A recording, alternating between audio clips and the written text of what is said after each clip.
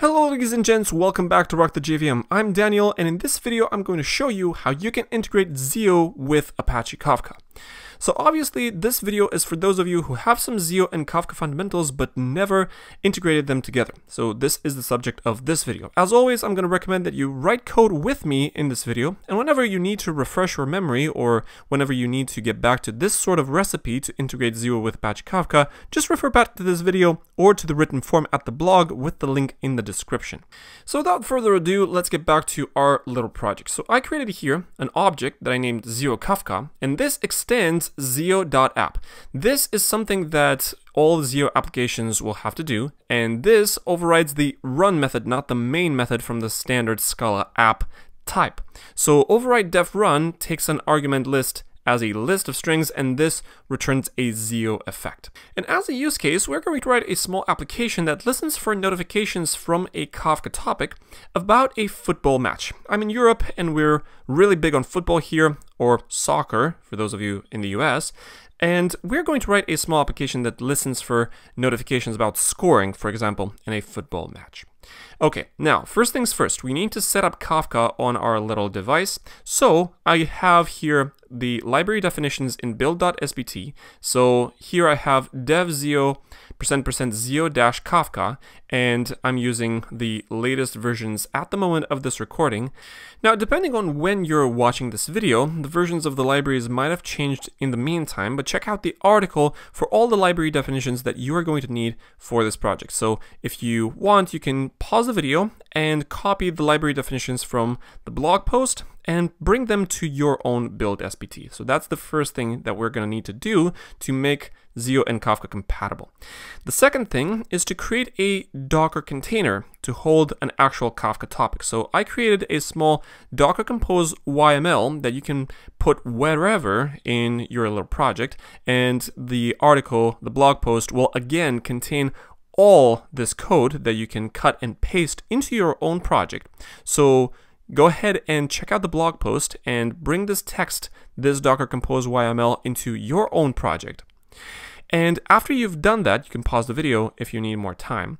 So after you've brought Docker Compose YML into your own project, go to a terminal window on your computer, navigate to where you have that little Docker Compose YML thing in your little project. So you have Docker Compose YML here, and do docker-compose up.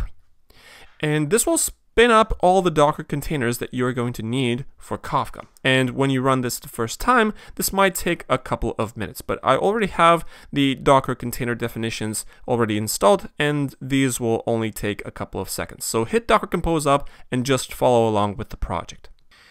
Okay, cool. Now let's get back to our little code. And we're going to start integrating ZIO with Apache Kafka on a small topic that feeds updates about a football match. The first thing that we're going to need to do is to create a small data structure that describes the settings for a Kafka consumer. So we're going to create a value, I'm going to call this consumer settings. And this will be consumer settings from ZIO Kafka Consumer. So this will be a data structure with a builder-like API. So we can say consumer settings, and I'm going to pass the brokers that I'm going to listen to. And I only have one. I'm going to listen to localhost 1992. And then I'm going to decorate that with something that's called a group ID. So I'm going to say with group ID, I'm going to call this updates-consumer. Now, this consumer settings thing also has a bunch of other builder-like APIs. So we have with group ID or with client ID, properties, poll timeout, and all sorts of configurations that you can add to a Kafka consumer. Those of you Kafka experts will probably recognize quite a bunch. So this is the absolute bare minimum to create a Kafka consumer with ZIO. Now, in order to create an actual consumer, we are going to create another value. I'm going to call this managed consumer. And managed because we're going to return a Z managed, which is a ZIO abstraction for managing a resource for effectful creation of resources. So I'm going to create consumer from ZIO Kafka. So I'm going to say consumer.make out of these consumer settings. Now, this will be a Z managed. Now, we have an R managed here because it cannot fail. So the environment requires a clock and blocking. That is because everything is asynchronous. So the fibers necessary to run this consumer will need to be scheduled. So we need clock and blocking. And we are returning a consumer service. So we have consumer.consumer.service. You probably saw that from the pop-up. So this is the settings for the Kafka consumer. And this will be the effectful resource as a Z managed. And in order to create the actual service that we can inject as dependency injection, I already have a video here on the Rock the JVM channel about Z layers. We're going to create the actual consumer as a Z layer, and we're going to use Z layer. I'm going to import ZIO Z layer from managed, and this has a bunch of APIs from managed because it has a lot of type arguments. And you have from managed, and I'm going to pass this Z managed resource. So I'm going to have managed consumer. So this will be the effectful DI, or dependency injection, that we can later use to instantiate the appropriate effects and services at the end of the world in main. And I'm going to show you how later. So we will pass this consumer Z layer when we instantiate our application here in the run, but we will do that later. And we will instantiate all the appropriate streams that will read from Kafka. And speaking of streams, we can subscribe to a Kafka topic and read all the data as a ZStream. So I'm going to create a small stream as an example. I'm going to call this, for example, the football matches stream. So football matches stream as consumer with the capital C. So consumer dot subscribe and. So subscribe and is a method that will take a subscription data structure as an argument and will return a Z stream of values. So I'm going to use subscription. So subscription from ZIO Kafka Consumer. So I'll use this one, subscription dot, and I'm going to use topics. So I'm going to pass a variable number of arguments here for all the topics that I want to subscribe to, and I'm going to subscribe to just the topic that I'm going to call updates. And I'm going to make sure to create the updates topic in my Kafka Docker container. And then I'm going to turn that into a plain stream.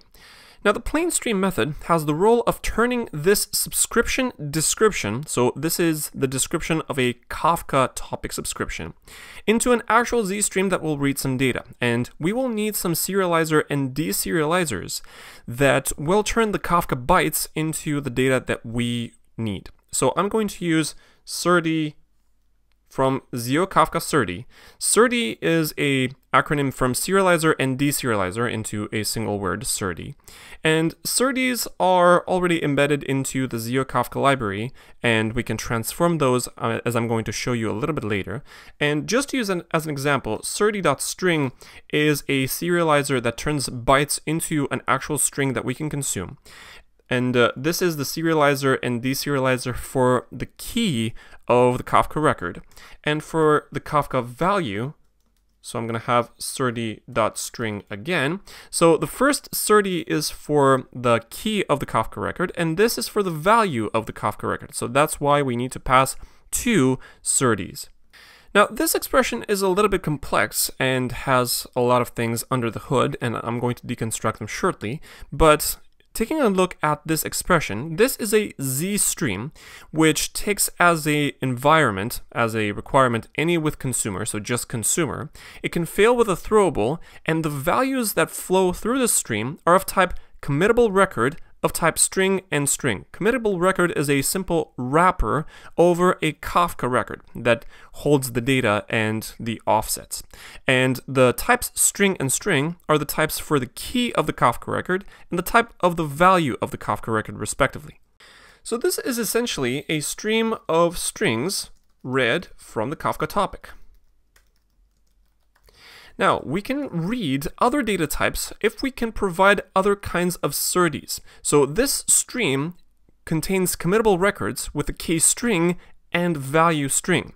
We can change these two types by providing different kinds of SERDES that know how to transform Kafka bytes into the data types that we want to support.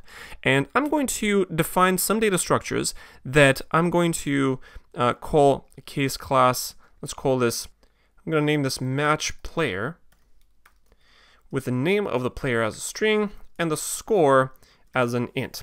So as I'm reading for updates in the Kafka topic, I know that I'm going to have two match players, obviously the teams that are going to hold the match, and every one of them will have the name and the score at any particular point. So I'm going to have this case class, and I'm also going to have a case class for the match. I'm going to have match with players, or player 1 and player 2, if you want. So we have player 1 as a match player and player 2 as a match player, but I'm going to hold this players array of match player. So match player. Okay, so we have two case classes, and I'm going to try to read match instances from the Kafka topic. Now, how are we going to read match instances from the Kafka topic? Well, we're going to store JSON strings into the Kafka topic, and we're going to deserialize them from JSON to this match instance. So we're going to feed JSON strings into the Kafka topic, so Kafka. Then I'm going to decode JSONs, and then I'm going to decode match instances. So this is kind of the flow that we are going to work with in this little Kafka topic. So I'm going to open a Kafka topic, I'm going to feed JSON strings into the Kafka topic, then I'm going to decode JSONs as a string with this SERDE string, and then I'm going to decode the JSONs from strings to match instances. And I'm going to show you how we can use a SERDE, a custom SERDE, to automatically decode match instances from the Kafka topic without any manual processing on our part. So, because we're going to use JSONs, we will need encoders and decoders to and from match players and match instances. So I'm going to use the ZIO JSON library that you probably remember from build.sbt. So I have ZIO JSON here, and I'm going to create encoders and decoders for both of these case classes. And as a good practice, I'm going to store them in companion objects. So I'm going to have an object for match player, and I'm going to use an encoder and a decoder from ZIO JSON. Now I'm writing Scala 2 here, so I'm going to use implicits, but if you're writing Scala 3, you might want to use givens here. They work in the same way. I have a video here on the Rock the JVM channel on how these things can work together. So I'm going to use an implicit val. I'm going to call this encoder as a JSON encoder, and I will use the JSON encoder type from ZIO JSON. So this will be a JSON encoder of match player. So match player. And I'm going to use the following expression. I'm going to say derive JSON encoder dot gen with the type player. Now, this is a little bit of a magical expression. I'm not going to get too deep into the details, but essentially the gen method relies on macros to automatically create some code for this match player case class. And I'm going to use a very similar expression to derive a JSON decoder. So I'm going to use another implicit val, call this decoder. This is going to be a JSON decoder from ZIO JSON typed with match player. And this is going to have a derive JSON decoder from ZIO JSON.gen with the same type match player. And I'm going to do the same thing for the match type because it has a case class with some standard data structures, so it'll have no problem generating the appropriate code for us. So object match, I'm going to have the companion object, and I'm going to basically copy this whole code, and I'm going to change the type from match player to simply use match. So I'm going to use this everywhere. So now we have encoders and decoders that are JSON serializers and deserializers from strings to and from the data types that we created these case classes match player and match. So now that we can turn match data structures to and from JSON strings, we can now create SERDES based on SERDE string that are able to turn bytes from Kafka to and from match data structures directly. Now, the following thing that I'm going to show you is a bit complex because we can derive new SERDES from existing SERDES. So we want to derive a match SERDE, that is a serializer that can turn bytes into a match data structure and vice versa. So we need to convert a string to a match and vice versa, and turn a SERDE string into a SERDE of type match. So here's what I'm going to write. I'm going to create a match SERDE, which is a SERDE that takes two type arguments, the input and the output. So SERDE is of type any and the value type is match. And I'm going to use SERDE string that we used earlier as an example. And I'm going to turn this SERDE string into a SERDE of type match by mapping this SERDE. So I'm going to use inMapM. And the inMapM method will take two function arguments, one that turns a string into a match and one that turns a match into a string. But the suffix m specifies the fact that the function arguments that I'm going to supply here are effectful, or in other words, they return ZIO instances. So inMapM takes two function arguments, one that turns a string into an effect containing a match, and the other function argument takes a match and returns an effect containing a string.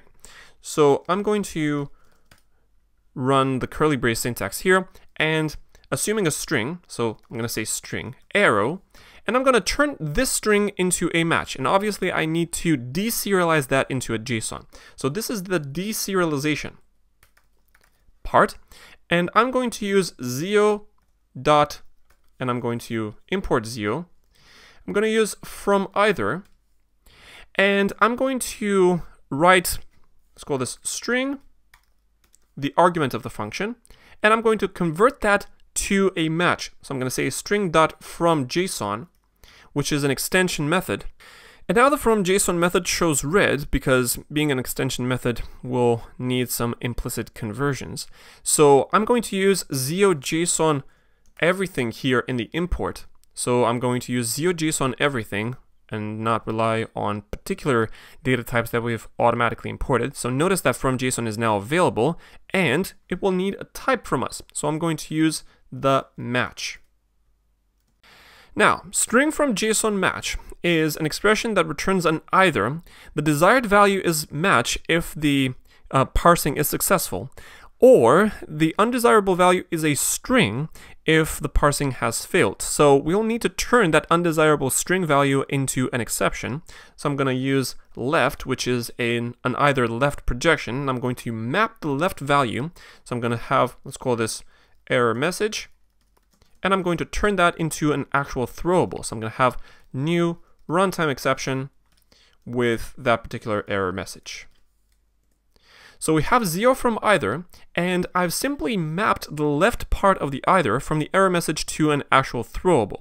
So this whole expression that I've wrapped in ZIO from either is an either with throwable and match. If the parsing is successful, this will return a match. If it's not, it will return a runtime exception containing the parsing error. Cool. So this will return a ZIO effect. And this was the first function argument that turns a string into a match as a ZIO effect. We also need to supply another function argument that turns a match into a string. So I'm going to call this match, but match is a keyword in Scala. I'm going to call this the match. And I'm going to use ZIO.effect with match or the match dot to JSON. So to JSON is much easier because the match is already a match data structure, and this can be easily converted to a JSON string. So this is an effect containing a string, and the first is an effect containing a match. So notice that we have to and from transformations between a string and the match. And this match SERDE can now be used as a Kafka configuration here when we use plain stream. So let me show you how we can read from a Kafka topic directly by using the match data structure. So I'm going to use, let's call this matches stream as, and I'm going to use the same structure that we used earlier. I'm going to have consumer subscribe and. So consumer subscribe, and I'm going to use the same Kafka topic that I'm going to call updates, and I'm going to use .plain stream, and the key is going to be serde.string and the match serde we wrote earlier. Now this time, this will be a ZStream containing committable records of matches, not strings. So now we have match data structures. So we can now transform this ZStream into whatever type or whatever data we might want to process along the way. So I'm going to create, let's call this matches printable stream. And I'm going to use matches stream, and I'm going to map that. So I'm going to have map, and the map function will transform the records into whatever data type I want. So for example, I can say the consumer record or the committable record from the matches stream, I can turn that into a tuple. So I can say cr, that's the committable record, dot value, and cr.value is the match data structure that I deserialized, and then I can turn that into whatever other data type I might need. So I'm going to turn that, for example, into a string that is easily interpretable to us as human beings. So I'm going to define a method called, for example, score, and this will return a string. And this score method will simply return something along the lines of players. I'm going to inject that. So I'm going to say players at index 0, and then I'm going to add another token here, dash $players1, or something along those lines. Now I need to convert the players to a string as well, so I'm going to override to string, and I'm going to say, for example, an S containing the name and the score. So for example, if I have a match between Italy and England, I'm going to say Italy : 1 and England : 2, for example, if I want to represent a match between those two. So I'm going to have cr.value.score, and this will be a string, all right? And I can, for example, return cr.offset.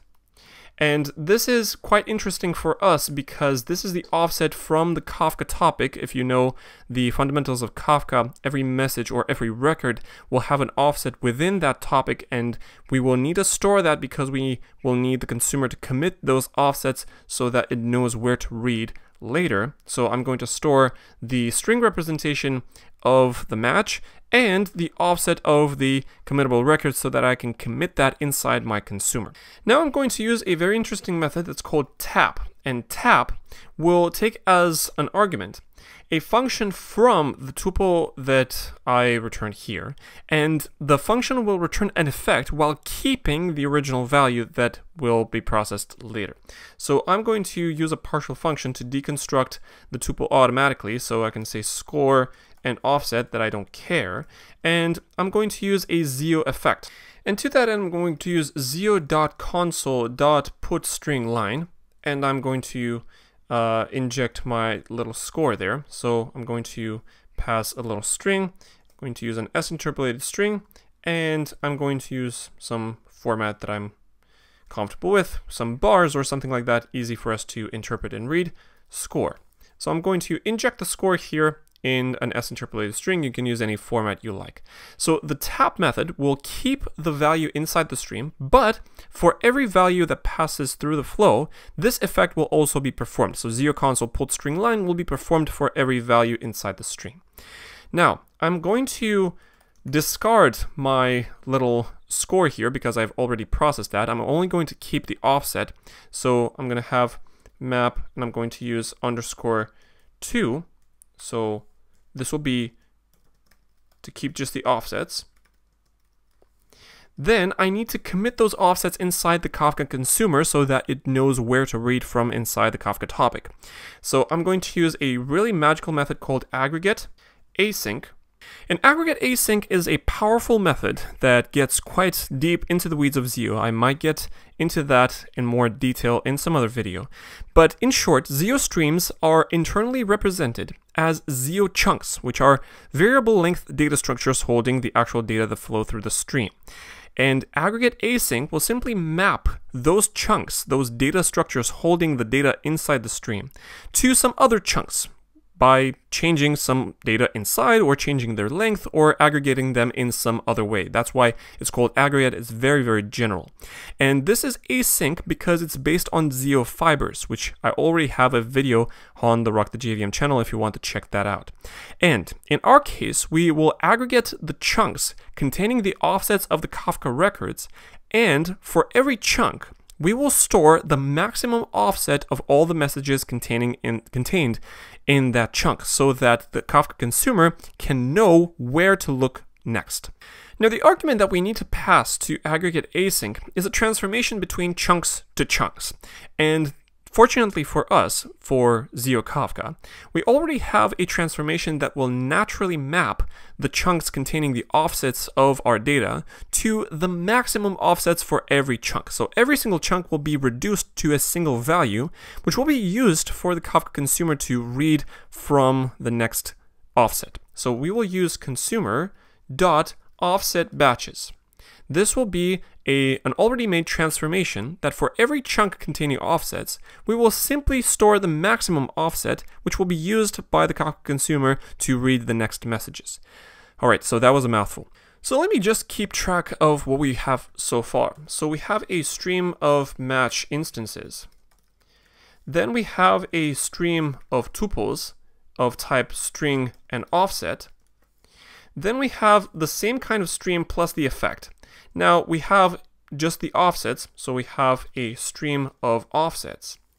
Then we have another stream of offsets that is for every chunk we will have the maximum offset of that particular chunk. The offset is for Kafka to keep track of the data.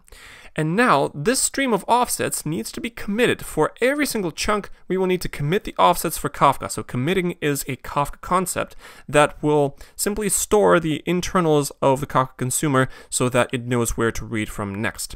So I'm going to say the following. Let's call this stream effect. This will return a simple ZIO. And I'm going to say matches printable stream dot run. So this will be an instantiation of the ZStream. And I will need to connect that to a sync. So I will need a ZSync, so ZSync, that I'm going to have to import from ZioStream. And ZSync will simply do a for each.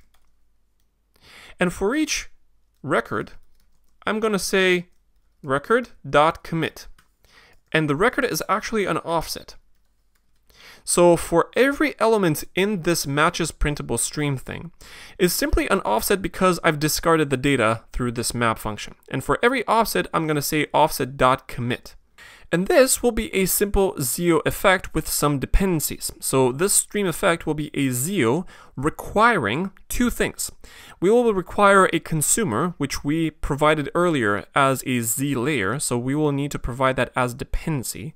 And also we will need to provide a console because the tap method will require a new dependency with a ZIO console. So in the run method, I'm going to simply say, let's call this stream effect, the program, so to speak. And now I will need to provide the dependency injection requirements. So I'm going to say provide some layer. So provide some layer, I'm going to say consumer, the Kafka consumer that I used earlier as a Z layer. And then I'm going to concatenate that to a ZIO console with a capital C live. So this will be our little dependency.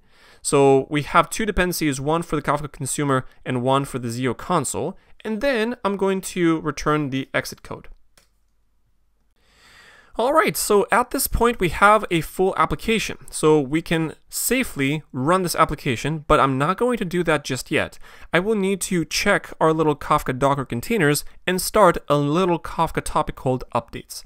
So looking at our little terminal, we should have already started our Docker containers. As you follow this tutorial, I'm pretty sure that the Docker containers were already set up for you. And in another terminal, I'm going to say docker exec-it broker bash. Broker is the name of the Docker container, and we will start a bash terminal inside the broker Docker container. And I'm going to create a Kafka topic. So I'm going to say Kafka-topics. And then I'm going to say -- bootstrap bootstrap dash server, and I'm going to use localhost 1992, and then I'm going to say dash dash topic. I'm going to provide the topic name called updates for our little soccer match, and then I'm going to say dash dash create. So this will create a Kafka topic. Now I've already created the Kafka topic called updates in preparation for this video, but your output will simply say topic updates created or something like that. Alright, cool. Now in this same shell, we will need to start a console producer that will feed some strings into the Kafka topic, and then we will start our little ZIO application. So I'm going to write the following. I'm going to say Kafka-console-producer --topic updates, the name of the topic that we've just created, --broker -list, and we will use localhost 9092 --property, and I'm going to use parse.key equals true, and another property to say key.separator equals comma, exactly like this. And we will create some instances of strings, of records into the Kafka topic. So here's my first string. I'm going to say update -1. This will be the key of the record. So I'm going to say update -1, comma, and then a JSON string. So inside the JSON string, I'm going to say players, colon, and I'm going to use an array because the match data structure that we use in the ZIO application is an array. Then I'm going to use, for example, the object with name. Let's say we have the Italy team, so ITA, and then score, colon, score inside quotes, obviously, so score, colon 0. So that was our first team in the match. And then the second team as another JSON object, so name, colon, England, so ENG, of course, inside quotes, so ENG, and then score is 1. Let's say England scored for 1. And then I'm going to close the England player, then I'm going to close the array of players, and then I'm going to close the match object. So make sure you type your JSON object properly. And then I'm going to not feed this into the Kafka console before I start my ZIO application. So I'm going to start my ZIO application. It takes a little bit of time to compile. And this will take a few seconds to initialize the Kafka Consumer. So now we have this all right. And if my Kafka Producer, I'm going to hit enter on this little record. And we should see this in our little ZIO application. So notice we have ITA 0 England 1. So we have an update for our little football match. England scored for 1. Now, if I want to do this again, so I'm actually going to cut and paste this same string. Let's say England scored again. I'm going to call this update -2. This is the key of the next record. And I'm going to use players name Italy score 0, name England score, let's say 2, but I will have to do backspace. So I'm going to close the appropriate object, and then I'm going to hit enter on this update, and we should see this in our ZIO application. Notice that England scored again. So this will be our little dashboard that says the final score of the game at any one point. So notice that we can have a ZIO application that can read data from Kafka in the format that we want using the data structures that we want. So you can follow this recipe for whenever you want to read data from Kafka using ZIO. Now, speaking of the production side, we've currently created the players or the match updates using the Kafka console producer in the console. But you can also do that programmatically. And I'm going to create a small application that will be able to produce, or rather inject, data into Kafka. So I'm going to create another object. So I'm going to say object. I'm going to call this ZIO Kafka Producer. And I'm going to make it extend, so extends ZIO.app. Now, because we have ZIO.app, we need to override the run method. So we have here the run method, which is the main method, the entry point in the application. And we're going to follow a very similar procedure, albeit a smaller one or a simpler one. We will need to create some production settings, a production or producer, and provide that as a Z layer. So I'm going to write the following. I'm going to create a value, let's call this producer settings. So producer settings. And this will be producer settings from ZIO Kafka. And I'm going to use the broker list, which is list with just the element localhost 9092. This is the broker that we have. Now I'm going to create a producer as a Z layer. So I'm going to use Z layer dot from managed, and I'm going to create a managed resource. Let's call this producer resource. And I'm going to create a producer by saying producer.make. So I'm going to import producer and I'm going to say make in the same style that I did earlier with consumer.make. So I'm going to say producer make with producer settings. And this is the place where we're going to have some differences between producer and consumer creation, because producer make producer settings will not create a producer, but we are also going to have to pass the appropriate SERDs right here. So I'm going to use SERD. So I'm going to say SERD.string, and the match SERD that I created earlier. So I'm going to, for ease of writing code, I'm going to say import ZIO Kafka everything, so I can have access to the match SERD that we created earlier. So I'm going to say match SERD. So this, in this case, is a managed resource. So this will be a Z managed. And this will create a Kafka producer, which will be able to encode match instances under the key string. So this will be the SERD for the key and the SERD for the value type in Kafka. Now I'm going to create the producer as a Z layer. So I'm going to have Z layer from managed, and I'm going to use the production resource. So producer resource here. And this producer will be a Z layer that we will inject at the end of the world in the run method. So let me go prepare my little data. So let's call this final score as match with array with a player with the name ITA, that's Italy, with the score, let's say 1. So let's say Italy scored another point here, another goal, while England still has 2. So this will be a match player with Italy 1 and another match player with England, so ENG, with score 2. So this will be our match data structure. Then I'm going to create a production record. So let's call this message or record as new. This is called a producer record. So producer record. And producer record is a plain Kafka value. So producer record, notice that it's written in Java. It has a key and a value. And the key is string and the value is match. So this is the data type that we need. And we will need a new producer record with some data. We will need the Kafka topic that we will need to inject this into. So the Kafka topic is called updates.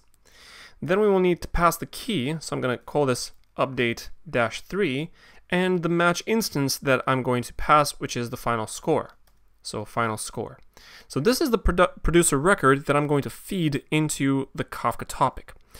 And I'm going to do that through an effect. So I'm going to have, let's call this producer effect. And this will be producer with a capital P. So producer dot produce. And I'm going to pass my little record here. So producer produce record.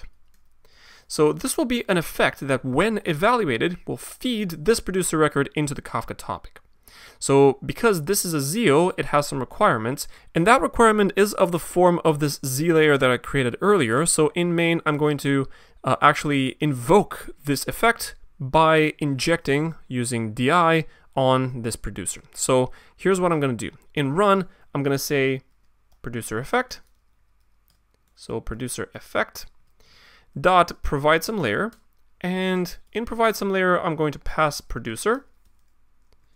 So this will be an actual effect, and I'm going to use exit code as the end of the program.